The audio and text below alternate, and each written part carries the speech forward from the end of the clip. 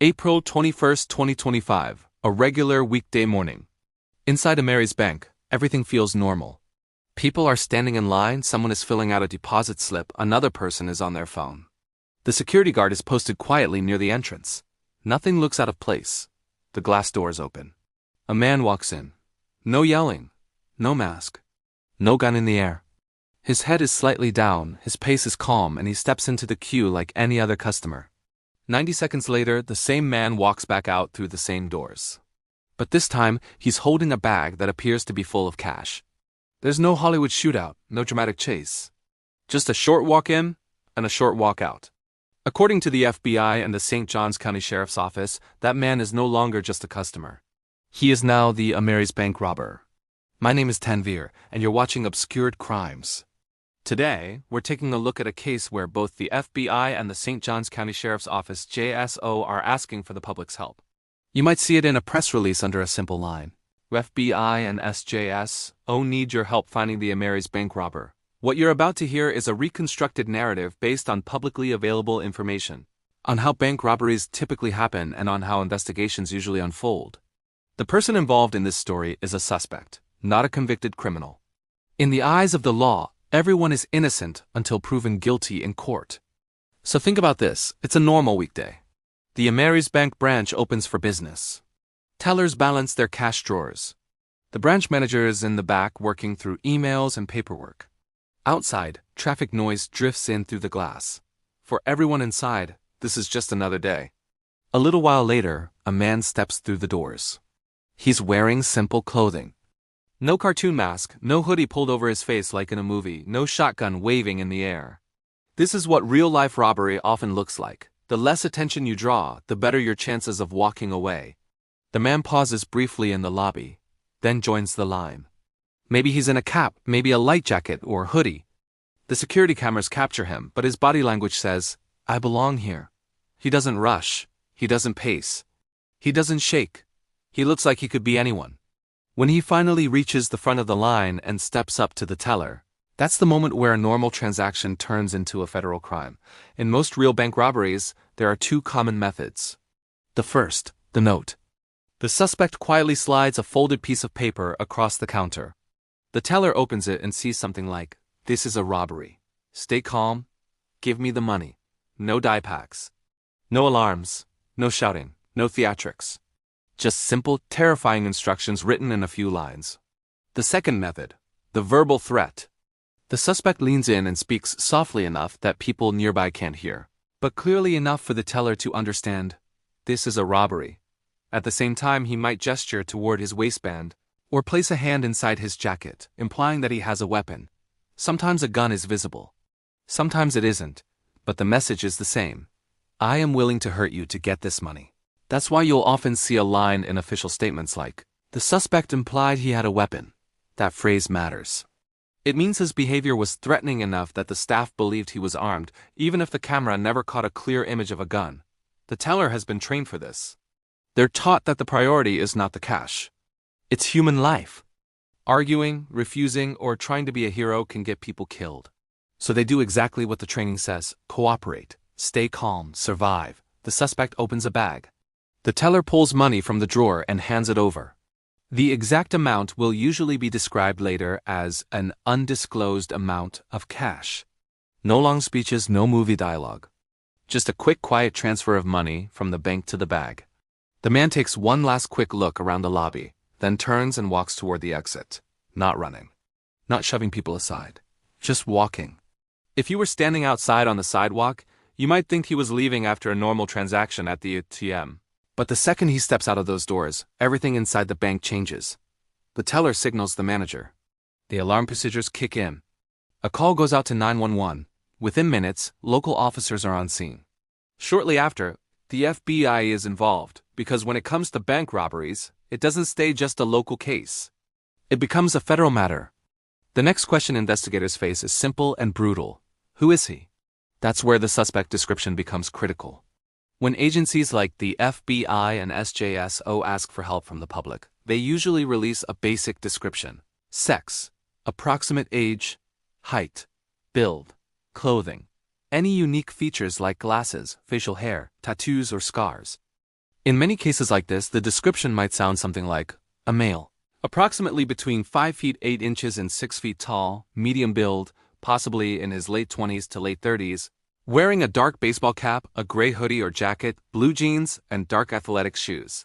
Listening to that, it feels almost useless. It describes thousands of people. And that's exactly the problem. Bank robbers often choose the most generic look possible, so they can blend into the crowd the second they leave the building. Dark hoodie, jeans, cap, sneakers. Nothing that screams, remember me. But here's the interesting part. People don't just remember faces. They remember patterns.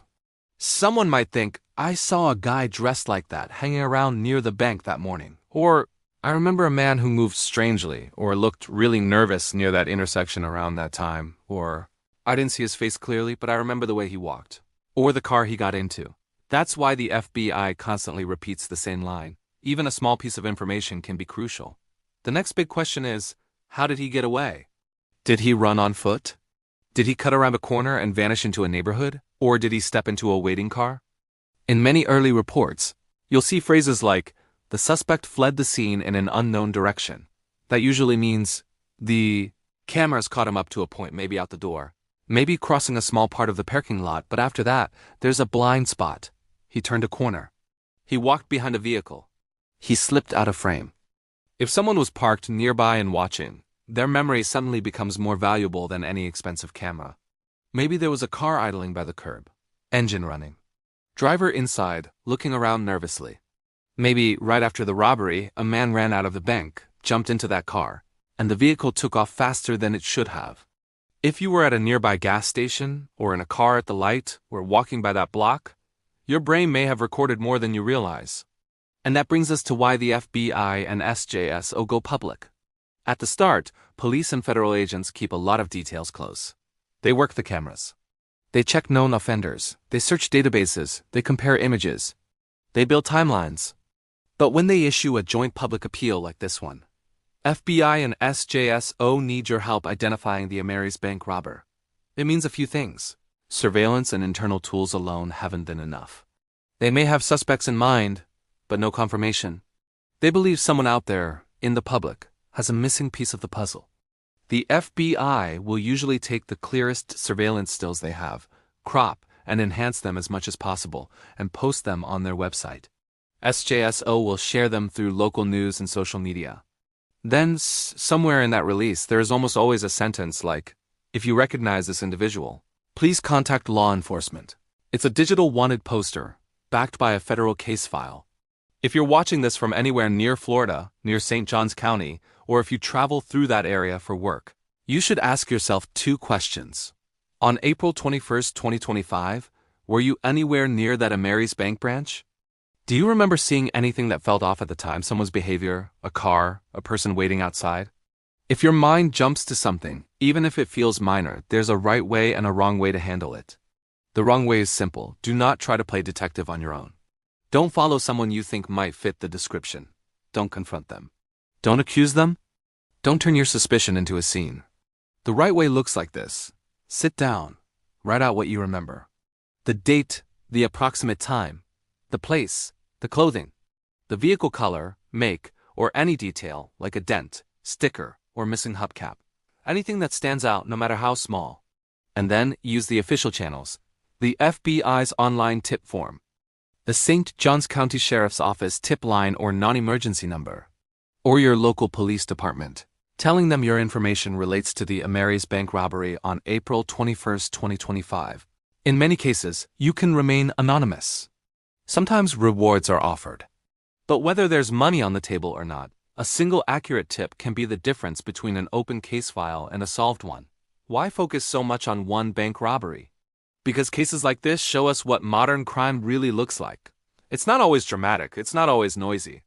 It's not always obvious. Often, it's quiet, fast, and forgettable, unless you're the one sitting in front of the gun. Or reading the report afterward. These crimes also show us how fragile evidence can be. Most of the story unfolds in a few minutes. The cameras catch part of it. Witnesses remember parts of it. Investigators reconstruct the rest. And somewhere in the middle of all, that is a person who walked into a bank, acted calm, picked up a bag of money, and walked out. On Obscured Crimes, I focus on cases like this, where the story exists in the shadows of official documents, where the suspect might still be walking somewhere in a crowd, and where one person's memory could push the whole investigation forward. So this has been a reconstructed breakdown of the Ameris Bank Robbery on April 21, 2025, an incident where a normal morning, a normal branch, and a normal-looking man turned into an FBI and SJSO manhunt.